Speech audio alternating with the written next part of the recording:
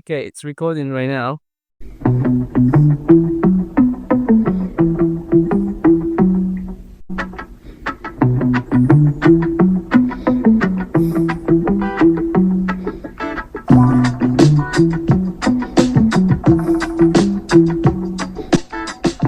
Welcome to the Amazigh Dude, the podcast where we explore cultural identities, historical narratives, and the forces that shape them.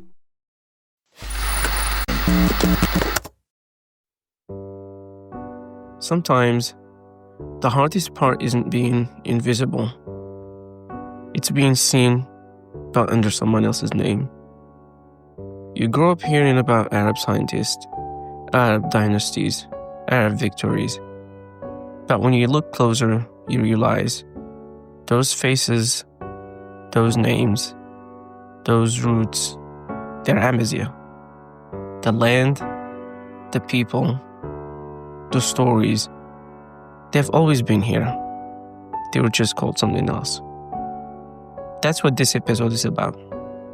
How easy it is to lose credit, not just for what you've done, but for who you are. Not because someone took it by force, but because silence and habit made it normal. For generations, the Amazigh people have watched their stories fade, not by accident, but through time, silence, and repetition. Our heroes were renamed, our scientists introduced as someone else, our history was retold in a language that was never ours. When a Moroccan succeeds, the world doesn't ask who they really are, they just assume. And we too learn to assume, to call Amazigh achievements Arab successes, as if that's what unity means. But unity built on erasure isn't unity at all. It's forgetting. And forgetting is its own kind of wound. Slow, quiet, and deep. This episode, Giving Credit, is a simple conversation. Two Moroccans, two perspectives, one repeating what the world says, the other trying to remind her that identity isn't division, it's truth. This is a story about that silence, about what it feels like when your story is told by someone else, when unity becomes a mask for invisibility. This isn't a story of anger. It's a story of love. Love for a people, for a language, for a truth that refuses to disappear. It's not about blame, not about separation. Because the Amazigh story isn't a side note in history. It's the beginning of it. And every time we call it by the wrong name, we lose a piece of ourselves. Because behind every name we celebrate, there is a history that's often been changed or forgotten. A scientist who was Amazigh but introduced as Arab. A dynasty that was Amazigh but rewritten as a part of an Arab legacy. This is the Amazigh Dude, and I invite you to listen and to understand. This episode is called Giving Credit.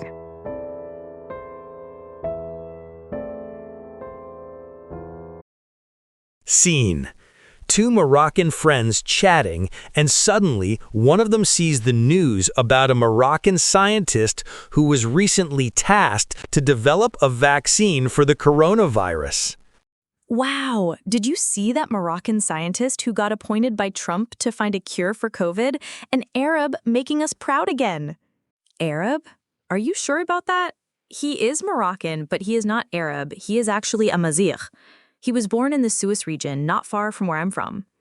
Come on, you know what I mean. It's all part of the Arab Islamic legacy. Why make it about ethnicity? Aren't we all just Moroccan? Why do you Amazigh people always insist on separating yourselves? No, I don't know what you mean, and we are not a part of Arab legacy. Arab washing things hides something deeper. When someone says Arab success, and it was actually an Amazigh person, that's not unity, it's erasure.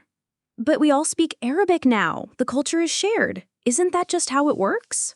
Not exactly. Just like speaking French doesn't make us French, speaking Arabic doesn't erase our Amazigh identity. He is Amazigh. His language, his roots, his culture. Okay, I see your point. But maybe people just mean Arab in a general cultural sense. Let me ask you something. Imagine your husband or one of your siblings contributed to science, music, sports, and every time they succeed, someone else gets the credit. Imagine the world praising someone else when it was your husband's hard work. That's what it feels like for us. When was the last time you heard someone succeeded in something in Qatar, Saudi Arabia, or Bahrain? It is always North Africans, and Arabs always take credit for it. That actually happens a lot, doesn't it? Zidane, Gad al-Malah, Ibn Battuta, Ibn Khaldun, Hakimi, for example, are all Amazigh. But most people proudly call them Arab stars. It's the same with Morocco's World Cup team. Most of them spoke to Mazigh. But we heard Arab victory, Arab team, Arab this, Arab that. I guess I never thought of that. We just say Arab because that's how the world sees us. Exactly. We've been trained to say that. But imagine this. Imagine everything you are, but you are called something else. Imagine your language, your ancestors, your culture being absorbed, renamed, and erased.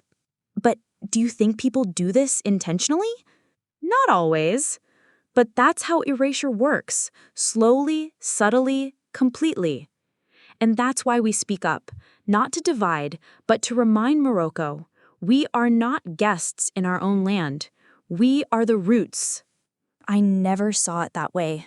I always felt proud of Moroccan achievements, but I never realized we were giving credit to others for what we accomplish. Exactly. And in doing that, means Amazigh kids grow up thinking they haven't contributed, that they're behind, when in fact, they've always been part of the greatness, just hidden under the wrong label.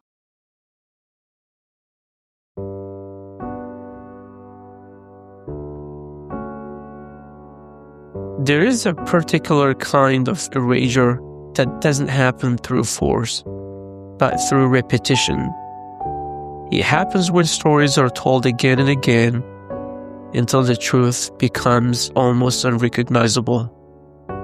For generations, the Amazigh people have witnessed their history rewritten in subtle ways until people no longer recognize themselves in the stories of their own land. When we talk about giving credit, we're not asking for medals or headlines.